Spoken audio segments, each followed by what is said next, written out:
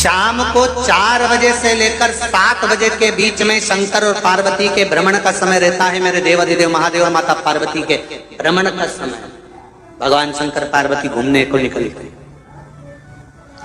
इसलिए हमारा सनातन धर्म कहता है शाम के समय पर माताओं को झाड़ू नहीं लगाना चाहिए, शाम के समय पर माताओं को चूड़ी बिछिया नहीं बदलना चाहिए, शाम के समय पर माताओं को मांग में सिंदूरा नहीं भरना चाहिए, शाम के समय पर माताओं को बाल नहीं बांधना चाहिए, शाम के समय पर माताओं को चौखट पर नहीं बैठना चाहिए। उसका कारण क्या है? क्योंकि पार्वती जी ने भगवान भोलेनाथ जी से कहा था कि तुम मुझे रोज शाम के समय प्रदोष काल में भ्रमण के लिए लेकर जाते हो, मेरे लिए आज्ञा क्या है? शंकर भगवान ने कहा सुनो पार्वती, मंदिर के अंदर नंदी रहता है, जाने वाला यात्री जब मंदिर में मेरा दर्शन करने आता है तो नंदी के कानों में कहकर जाता है कि शिव जी को मेरे यहाँ लेकर आना।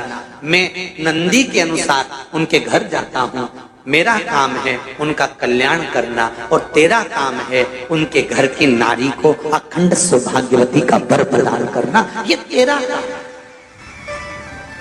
तब पार्वती माता ने कहा अखंड सौभाग्यवती होने का वर मैं तो दे दूंगी, पर उस समय पर माताएं चूड़ी बदल रही होगी, हाथ से चूड़ी निकाल रही होगी तो मैं वर कैसे दे सकती हूँ? मांग भर रही होगी तो मैं वर कैसे दे सकती हूँ? उस समय पर चूड़ी बिछिया बदला जा रहा होगा तो मैं वर कैसे दे सकती हूँ? उस समय पर झाड़ू लग रही होगी तो मैं लक्ष्मी को वहां कैसे भेज सकती हूँ? आप बताओ। तो शंकर भगवान ने कहा प्रदोष का समय एक ऐसा समय होता है, शाम का समय ऐसा होता है जिस समय पर केवल शंकर और पार्वती की आराधना का समय होता है।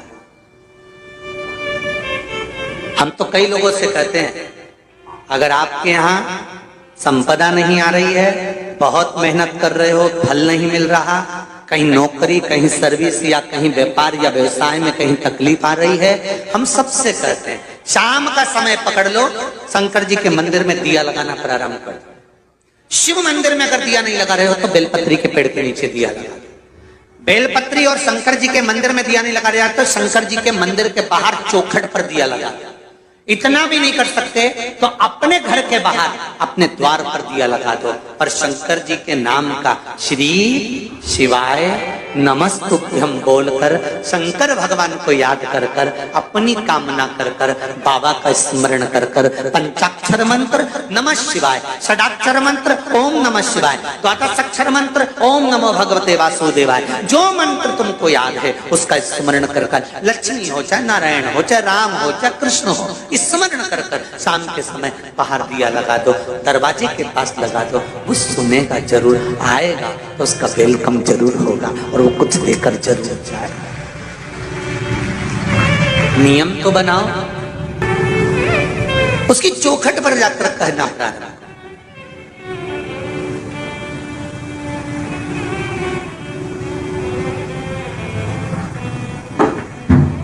बृहस्पति महाराज ने कहा कि शाम का समय जो प्रदोष का समय होता है उस समय पर इंद्रदेव तुम शंकर जी की आराधना करो। शिव आराधना से शंकर जी जो मार्ग प्रशस्त करेंगे, शिव आराधना से जो शंकर जी कहेंगे वो तुम करना, ठीक है? आराधना करी बाबा भोलेनाथ जी।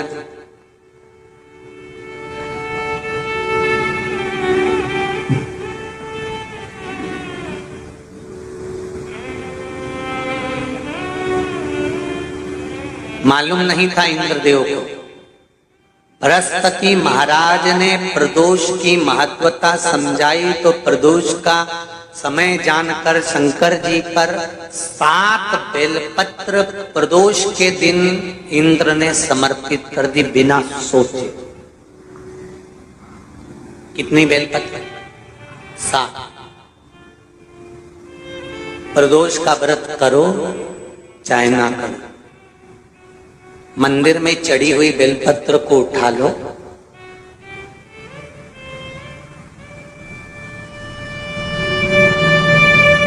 बेलपत्र का ब्रह्म कमल बना लो,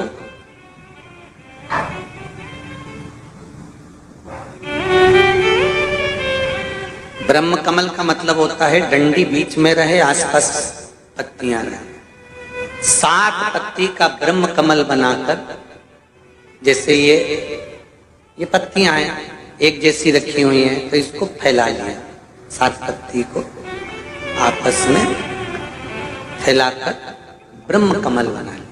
प्रदोष का व्रत करें ना करें, जरूरी नहीं है कि वृक्ष से ही पत्ती लेकर आओगे तो ही शंकर जी को चढ़ाओगे।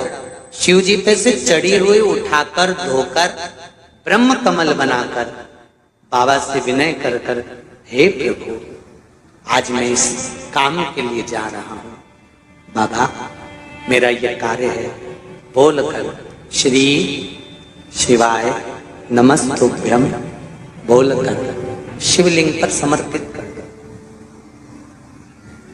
दिन भर के प्रदोष व्रत का फल बाबा एक बेलपत्री समर्पित करने पर ही प्रदान कर देता है। शिव प्रदोष व्रत कर रहे हो उससे बढ़कर कोई प्रसन्नता नहीं, पर नहीं कर रहे तो प्रदोष के दिन या 12 महीने शिवरात्रि आती है। अगर आपको ये वीडियो पसंद आई है तो आप वीडियो को लाइक जरूर कर दें, चैनल को सब्सक्राइब करके जरूर रख लें।